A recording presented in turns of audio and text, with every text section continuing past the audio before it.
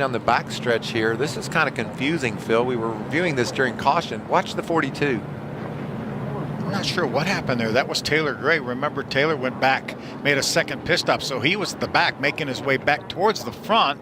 That's a huge hit for Corey Day. Corey Day and Matt Mills were battling for position as well. But what happened there? I'm not sure why that truck all of a sudden turned right like it did.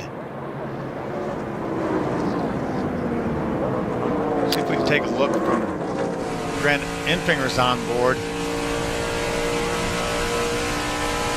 We saw him move to the inside, then I'm just not sure what caused that truck to veer right as hard as it did. That's hard to figure.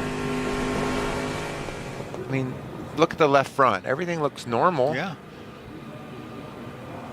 And then that just turns. I mean, they're essentially in the middle of the straightaway. Wow. And watch Day. He's going to get turned almost head on into the wall. Sure did.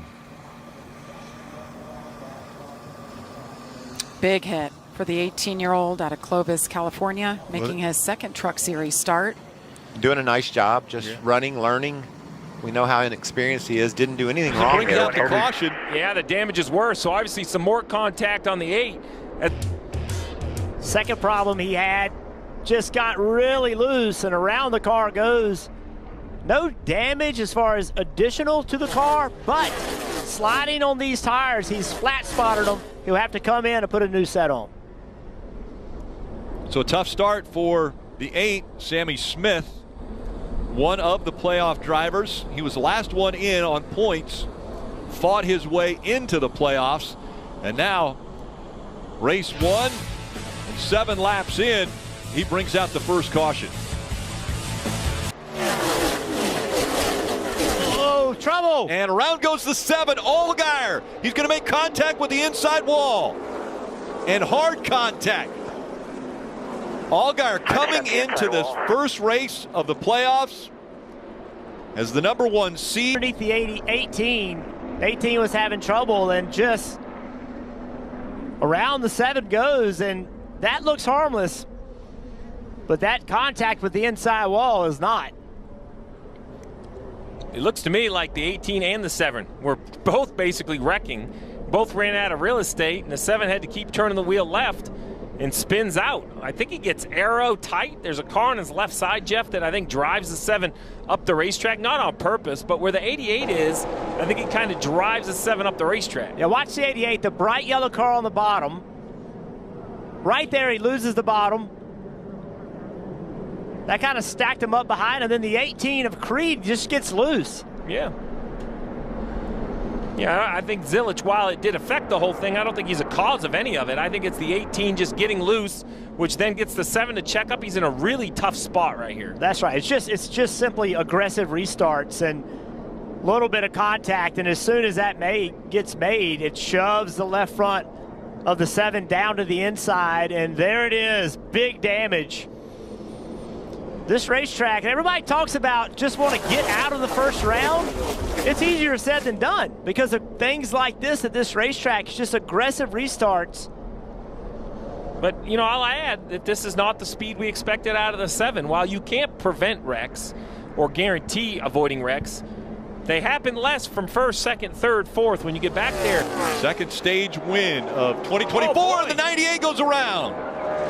Did he have some help from the 21? Oh, there was definite contact. I couldn't tell who changed lanes and who's at fault, but there was definite contact between the 21 and the 18's coming. I think the 98 doesn't go up to leave a lane for the 18. No, he was sliding. Yeah. Even as the 21 got to the back bumper.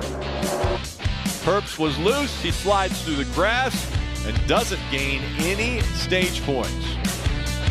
I don't know if he means to hit him, but he's trying to use the corner exit, obviously trying to get up the hill, trying to make sure the 18 doesn't get to his right rear quarter panel. That probably cost him another position, and either misjudged it or thought he was clear, but either way, he hit. And you've got that Rheem Toyota of Christopher Bell leading the field to green. It's time to bring the action here in Kansas. Let's go. Let's get the next phase of the playoffs started.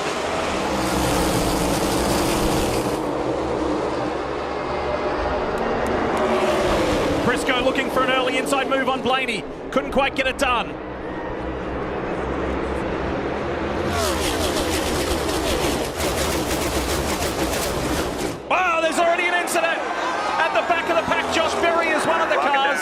seconds out.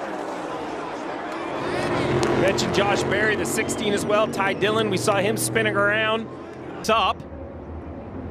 Harrison Burton was in the middle there as well, and Jimmy Johnson making contact with Ty Dillon. Yeah, it looked like the 9 of Chase Elliott gaining some spots on the outside, and then 4 wide on corner exit. It's just narrow. It seems like, hard to tell from that angle, but the 21 was to the right of the 16. Then you had the 16, and there was a car to the left, and it looked like they converged onto the 16. If you look in front of them, they get slow right in front of this. Kind of checked everybody up. You know what that is? That's a restart wreck. That's a restart wreck at Kansas. We're going to see this time and time again. Yeah, the Chase Elliott gets in the wall. Wonder how much damage it is, and it's always worrisome when you start in the back.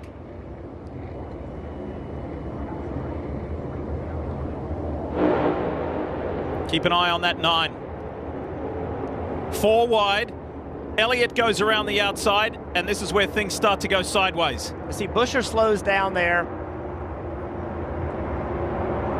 I'm not sure if the 16 got into the side of the 21 or the 21 came down. To run at the back of the pack. Caution is out.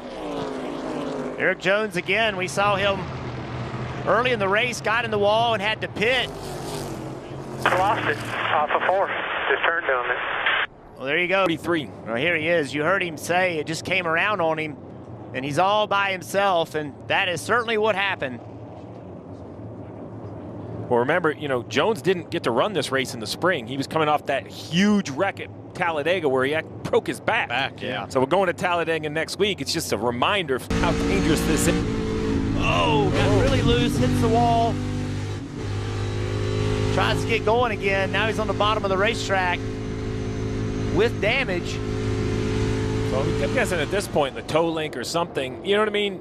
Yeah, and remember, he announced that he is not returning to this ride next year. Not sure what his plans are.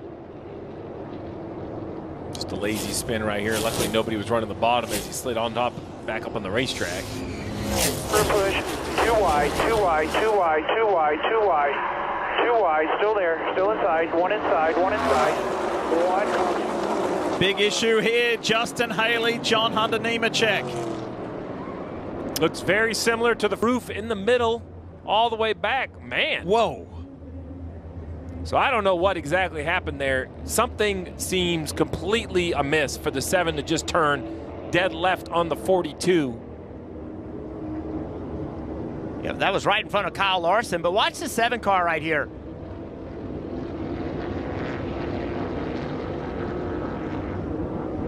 Just hangs the left. I'm not so sure that, I mean, look at the 42, how high up in the air he got. I wonder if there's a mechanical issue or something.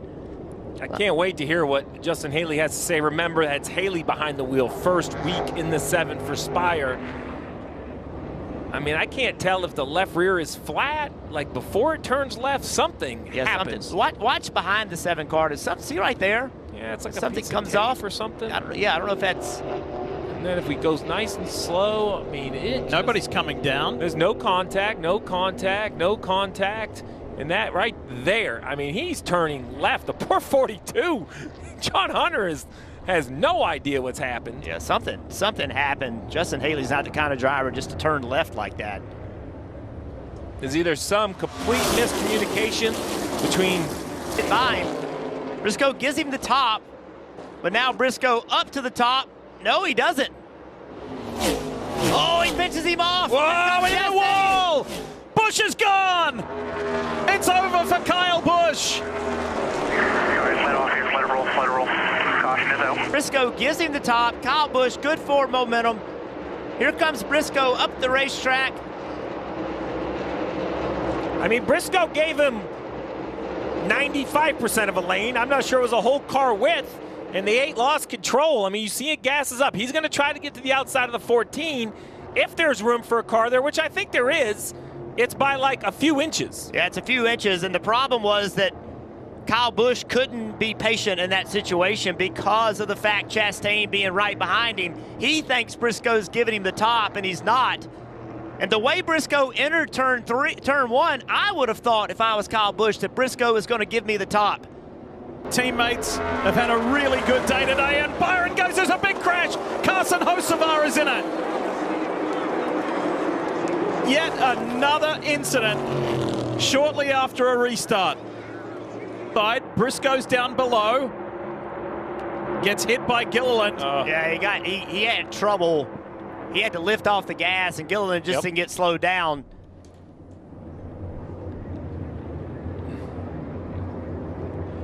The 77 was kind of half wrecking, and then the 38 showed up on the scene, couldn't get slowed.